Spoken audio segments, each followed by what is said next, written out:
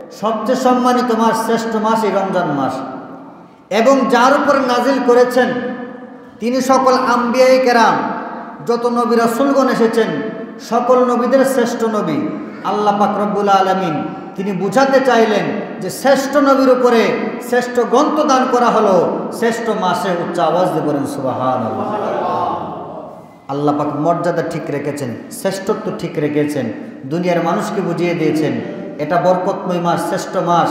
এই কোরআনটা সকল কিতাবের শ্রেষ্ঠ কিতাব, যেই নবী হলেন সকল নবী। আর যুবক ভাইয়েরা,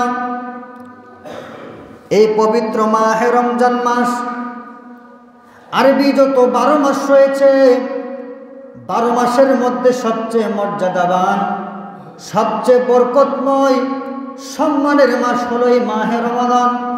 এই মাহে রমজান সম্পর্কে আল্লাহ পাক রব্বুল আলামিন সূরাতুল বাকারার 185 নম্বর আয়াতের মধ্যে বলেন, আমার আল্লাহ কয় এই রমজান মাস হলো সেই মাস যে মাসে আমি আল্লাহ পাক কুরআন কারীমকে নাজিল করেছি। বলেন সুবহানাল্লাহ। আমরা কোরআন তো পড়ি, এই কোরআনটা এই মাসে নাজিল হয়েছে, এটা হলো সেই মাস। তারপর আমার আল্লাহ পাক রব্বুল আলামিন বলেন এই কোরআন হলো সেই কোরআন যেই কোরআন মানুষের হেদায়েতের জন্য নাজিল করা হয়েছে, মানুষের পথ নির্দেশনা হিসেবে, মানুষের সকল সমস্যার মীমাংস হিসেবে আমি আল্লাহ পাক রব্বুল আলামিন কোরআনকে নাজিল করেছি। আমার ভাইয়েরা আল্লাহ পাক রব্বুল আলামিন বলেন তোমাদের মধ্যে যে কেউ এই রমজান মাস পাবে সে যেন অবশ্যই এই রমজান মাসের রোজাগুলো পালন করে। বলেন সুবহানাল্লাহ। তাহলে এই রমজান মাসের রোজা পালন করার কথা আল্লাহ পাক নিজে কইতেছে, বলতেছে এটা এমন মাস, এটা ওই মাস যেই মাসে আল্লাহ পাক আমি কোরআন নাজিল করেছি। আমার ভাইয়েরা, এটা বড় বরকতময় মাস।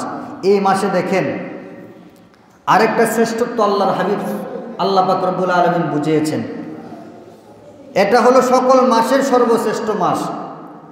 আরবি যত 12টা মাস আছে সবচেয়ে সম্মানিত মাস, শ্রেষ্ঠ মাস এই রমজান মাস, এবং যার উপর নাজিল করেছেন তিনি সকল আম্বিয়ায়ে কেরাম, যত নবী রাসূলগণ এসেছেন সকল নবীদের শ্রেষ্ঠ নবী আল্লাহ পাক রব্বুল আলামিন তিনি বুঝাতে চাইলেন যে শ্রেষ্ঠ নবীর উপরে শ্রেষ্ঠ গ্রন্থ দান করা হলো শ্রেষ্ঠ মাসে। উচ্চ আওয়াজ দিয়ে বলেন সুবহানাল্লাহ।